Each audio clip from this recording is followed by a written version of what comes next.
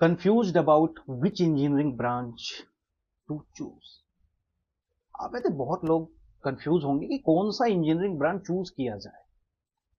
मेरा मोटो है कि इस वीडियो के माध्यम से मैं आपको बता सकूं कि क्या क्या क्राइटेरियाज हैं, कौन कौन से टॉपिक्स ऐसे हैं जिनके बारे में आपको इवेल्युएट करना चाहिए before taking admission in diploma in engineering, bachelor of engineering और बैचलर ऑफ टेक्नोलॉजीज।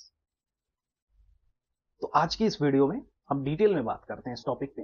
वीडियो पसंद आए तो लाइक जरूर करिएगा, चैनल पे नए हैं तो सब्सक्राइब करिएगा। दोस्तों 2026-2016 की तरह बिल्कुल भी नहीं है, ठीक है। बहुत सारी चीजें बदल चुकी हैं। एआई हो गया, क्लाइमेट चेंज हो गया, इलेक्ट्रिकल व्हीकल्स हो गए, स्पेस टेक हो गया। ये सारी चीजें जो हमारी टेक्नोलॉजीज हैं उनको चेंज कर चुकी हैं। तो जैसा आज के 10 साल पहले आप इंजीनियरिंग में एडमिशन लेने के लिए जो क्राइटेरिया सोचते थे वो अभी बिल्कुल भी नहीं। तो इस वीडियो को बनाने का मेरा सीधा सा पर्पस यही है कि आप लोग इवेल्युएट करें कि 2026 में, 25 में या आने वाले टाइम में अगर इंजीनियरिंग ब्रांच चूज करना चाहते हैं तो आपके लिए करेक्ट ब्रांच कौन सा होगा। Number 1, know your self. सबसे पहले आपको अपने आप के बारे में जानना है कि आपको एक्साइट क्या करता है। What the things excites you. क्या चीजें आपको एक्साइट करती हैं। क्या आपको कोडिंग पसंद है? क्या कोडिंग आपको एक्साइटमेंट देती है, आपको इंकरेज करती है? तो मे बी आप कंप्यूटर साइंस इंजीनियरिंग में जाना चाहते हैं। ऑब्सेस्ड हैं कि चीजें कैसे वर्क करती हैं तो आप मैकेनिकल इंजीनियरिंग में जाना चाहते हैं। And if you are fascinated by electricity और सर्किट, सो आई थिंक आपको इलेक्ट्रिकल या इलेक्ट्रॉनिक्स पसंद होगा। And if you want to change the climate और एनवायरमेंट, सो आपको बायोटेक्नोलॉजी या फिर एनवायरमेंटल स्टडीज पसंद होगा। और आप ये सारे ब्रांच जो चूज करोगे ना, ये कोई 4 साल की बात नहीं है कि जो ब्रांच आपने चूज किया वो 4 साल तक ही आपके पीछे रहे। ये जो ब्रांच आप चूज करने वाले हो ये टिल द लाइफ आपका पीछा नहीं छोड़ने वाली है, क्योंकि जिस ब्रांच से आप स्टडी करते हो उसी से रिलेटेड फील्ड में आपको जॉब मिलती है एंड पूरी लाइफ आपको वैसे ही काम करना पड़ेगा, उसी फील्ड से रिलेटेड काम करना पड़ेगा। सो सबसे पहला रूल है कि नो योर सेल्फ, अपने आप को जानो। दूसरे पॉइंट की बात करते हैं कि वॉच द फ्यूचर स्कोप। किसी ब्रांच को लेने से पहले उसका थोड़ा सा फ्यूचर स्कोप जान लो। जैसे करंट सिनेरियो में बताऊं कंप्यूटर साइंस का, तो सीएससी और आईटी में इस टाइम काफी स्कोप है। आने वाले कुछ टाइम में भी बहुत ज्यादा स्कोप इसका रहेगा। इसमें पैसे बहुत अच्छे मिलते हैं और ग्लोबली इसका डिमांड बहुत अच्छा है, ठीक है।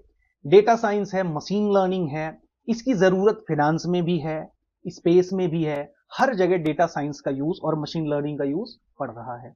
इसका भी फ्यूचर स्कोप है, ठीक है। सिमिलरली अगर आप देखने जाओगे तो ईसी और इलेक्ट्रिकल के बारे में मैं बताऊं आपको, तो चिप्स हैं, ईवी व्हीकल्स हैं, इंटरनेट ऑफ द थिंग्स है, स्मार्ट होम्स हैं। इन सारी चीजों में जो है ईसी और इलेक्ट्रिकल का भी स्कोप होने वाला। सिविल और मैकेनिकल की बात करूं तो मैकेनिकल और मैकेट्रॉनिक्स में देखने जाओगे तो रोबोटिक्स है। रोबोटिक्स का फ्यूचर काफी ग्रो करने वाला है। ड्रोन्स है, ड्रोन्स तो आप देख ही रहे हो।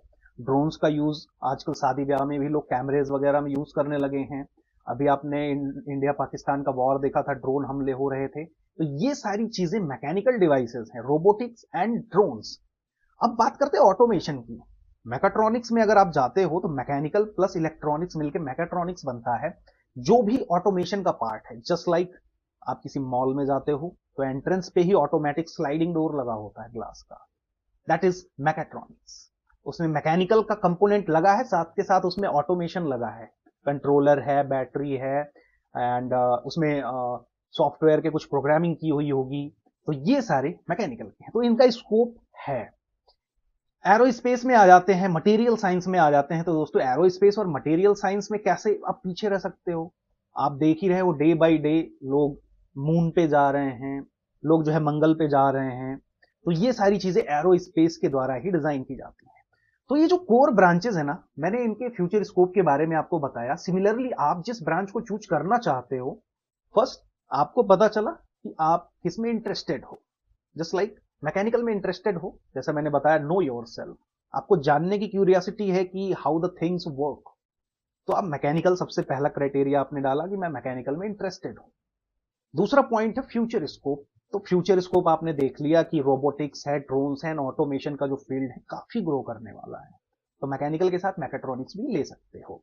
सिमिलरली सिविल है, इन्वायरमेंट है, इसमें स्मार्ट सिटीज बनाई जा रही हैं, एंड सस्टेनेबिलिटी और ग्रीन इंफ्रास्ट्रक्चर की तरह जो है देश मूव कर रहा है, तो ऑब्वियस है इन्वायरमेंटल और सिविल की जरूरत सबसे ज्यादा पड़ने वाली है। इस तरीके से आप इवैल्यूएशन करेंगे उसके फ्यूचर स्कोप की। अब तीसरे पॉइंट पे आते हैं दोस्तों कि कॉलेज का फैक्टर क्या है। कॉलेज फैक्टर को दो पार्ट में डिवाइड करता हूं मैं। आपको मैकेनिकल ब्रांच पसंद आ गया, अब जो कॉलेज आपको मिल रहा है, इवन वो काउंसलिंग के थ्रू मिल रहा हो, if you are going to take the admission directly in a tier 3 colleges, so if you are taking admission in a tier 3 college and if you have got selected in IIT, तो IIT में आप पढ़ोगे और tier 3 के college में पढ़ोगे और एक ही ब्रांच से पढ़ोगे, बट जो दोनों जगहों का एक्सपीरियंस होगा वो डिफरेंट होगा। वहां भी आप मैकेनिकल से पढ़ रहे हो, यहां भी पढ़ रहे हो, यहां से कुछ और बन के निकलोगे, यहां से कुछ और बन के निकलोगे, एंड दोनों जगहों का जो आपका एक्सपीरियंस होगा वो एक्सट्रीम लेवल पे डिफरेंस होगा। वहां की पढ़ाई, वहां का कल्चर और वहां का जो फ्यूचर स्कोप वहां से होने वाला है, वहां का प्लेसमेंट है ना, वहां पे जो कंपनीज आती हैं, प्लेसमेंट सेल कैसा है, सारी चीजें डिफरेंट होती हैं, तो कॉलेज मैटर करता है। चौथे पॉइंट पे आता हूं दोस्तों, think about career, not just for degree. आपको अपने करियर के बारे में सोचना है, ना कि बस आपको डिग्री के बारे में सोचना है। कैसे? आपने कॉलेज में एडमिशन लिया, आपकी मनपसंद ब्रांच मिल गई, civil, electrical, electronics, mechanical, mechatronics, aerospace, whatever. अब आप स्टडी करने लग रहे हो, अब आपको आपका करियर देखना है।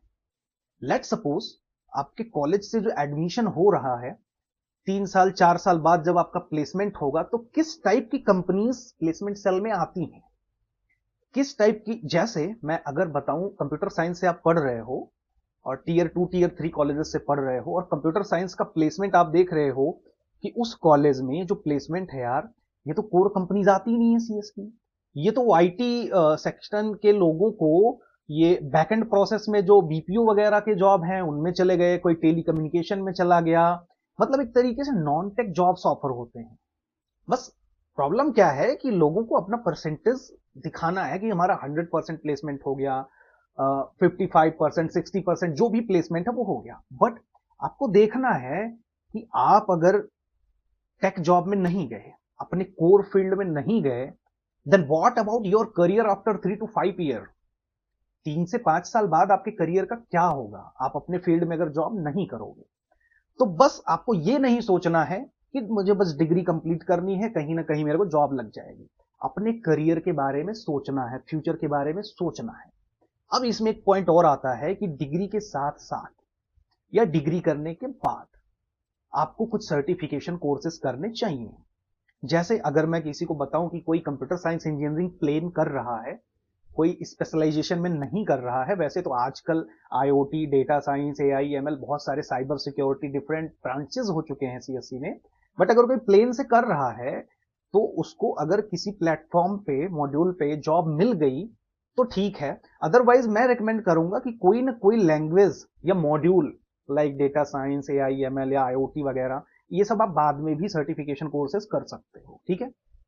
सिमिलरली मैकेनिकल की बात करूं तो मैकेनिकल में मान लो आपका प्लेसमेंट हो गया और आप एक जगह पे गए, 1 साल आपने जीटी किया या 1 साल आपने डीटी किया, एंड आपको लाइन सुपरवाइजर बना दिया, असेंबली हो रही है, वहां पे मैन पावर को हैंडल करना। तो आपको ये काम पसंद है या नहीं? That's why I am telling you that you should go for some expertise, specialisations. लाइक आप कोई डिजाइन का कोर्स कर सकते हो, ठीक है। कंप्यूटर एडेड एस्टिमेशन होता है, एनालिसिस होता है, एंड डिजाइनिंग होता है, ये सारे कंप्यूटर एडेड होते हैं। कंप्यूटर एडेड डिजाइनिंग में चले जाओ, या फिर एस्टिमेशन में चले जाओ, या फिर एनालिसिस में चले जाओ, या फिर डिजाइन फेलर मूड एनालिसिस होता है उसमें चले जाओ। बहुत सारे सॉफ्टवेयर हैं like AutoCAD, SolidWorks, CATIA, ProE, UG NX and Ansys है सिमुलेशन के लिए। तो ऐसे ना स्टैड प्रो, मैट लैब, बहुत सारे प्रोग्रामिंग के भी सॉफ्टवेयर हैं। तो कुछ स्पेशलाइजेशन करो, ठीक है। I think you are getting my point, what I am telling you exactly, that you should go for an specialization courses after your degree or diploma. Okay, so think about your career कि आपको 2-4 साल बाद क्या career मिलेगा, क्या करोगे आप जाके, और बैठ के बस एक जगह कुछ काम मिल गया वैसा नहीं। फ्यूचर स्कोप भी आपको देखना पड़ेगा। आपके ब्रांच में भी बहुत सारे फ्यूचर स्कोप्स हैं, बहुत सारे डिपार्टमेंट्स हैं। कहने का एग्जैक्ट मतलब ये है, उसमें भी आपको एक अच्छे सिलेक्शन की तरफ जाना। 5 नंबर पे मैं आपको एक फाइनल चेकलिस्ट बताता हूं। जब आपने कॉलेज सेलेक्ट कर लिया, ब्रांच सेलेक्ट कर लिया है, आप पढ़ रहे हो एंड आपने कुछ डिसाइड भी कर लिया है कि मैं इस फील्ड में जाऊंगा, प्लेसमेंट भी होने को है, देन अपने आप से एक पूछना है, आपको फाइनल ईयर में एक चेकलिस्ट बनानी है। सबसे पहले नंबर पे आपको पूछना है अपने आप से, do I enjoy the subjects? क्या मैंने जो ये सब्जेक्ट्स पढ़े, क्या मैंने इनको रियली एंजॉय किया है? ठीक है। एंड सेकेंड, जहां प्लेसमेंट हो रहा है, क्या ये इंडस्ट्रीज ग्रोइंग फील्ड में आती हैं? तीसरे नंबर पे है, क्या जो कॉलेज से मैं पढ़ाई किया हूं, क्या ये कॉलेज की रेपुटेशन मार्केट में है, या इस बोर्ड की रेपुटेशन मार्केट में है? और जब आपको इन सारी चीजों के जवाब मिल जाएं, आपको लगे yes I am satisfied, I love this course, I love these subjects, I will love the job जो मुझे मिलने वाला है, तो आप मूव ऑन करिए, जाइए जॉब करिए। जिनको गवर्नमेंट जॉब की तैयारी करनी है वो गवर्नमेंट जॉब की तैयारी करें, जिनको प्राइवेट सेक्टर में जाना है वो प्राइवेट सेक्टर में जाए। दोनों ऑप्शन है। तीसरा ऑप्शन आता है कि गो फॉर हायर स्टडीज। ये आपके माइंड में 2 सिनेरियोज में आ सकता है। पहला सिनेरियो ये है कि आप तो इन सारी चीजों को आपने एंजॉय किया, इवन आप चाहते हैं कि मैं जॉब ना करके मैं जा रहा हूं हायर स्टडीज करूंगा। Then if you have completed your diploma, so go for the bachelors, BTech, and there are 2 or 3 options to study BTech or pursue a BTech, just like a lateral entry examination test LEET, and एक centre का होता है cute करके, and तीसरा option है directly admission आप ले सकते हो। तो go for higher studies if you have completed your diploma in engineering, and अगर आपने बीटेक या बी कंप्लीट किया है, देन आप एमबीए या फिर एमटेक की तरफ मूव कर सकते हो। अगर आप बीटेक के बाद एमबीए करने वाले हो तो टेक प्लस मैनेजमेंट दोनों कोर्सेज आपके पास हो जाएंगे। अगर आप बीटेक के बाद एमटेक करते हो तो आप टेक्निकल कोर फील्ड में रहोगे। दोनों अलग अलग वे है। मैनेजमेंट में जाना चाहते हो तो एमबीए कर लो, एमबीए करके लोग मार्केटिंग में भी जाते हैं। टेक में ही रहना है आपको तो आप एमटेक की तरफ जा सकते हो।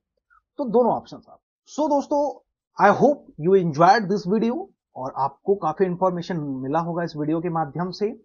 If even you have any question related to your branches, your career and future scope of any branch or college related any topics, you can directly DM me on Instagram or follow me on YouTube also. So दोस्तों, मिलते हैं next video में। तब तक के लिए अपना बहुत सारा ख्याल रखिएगा। Take care, bye.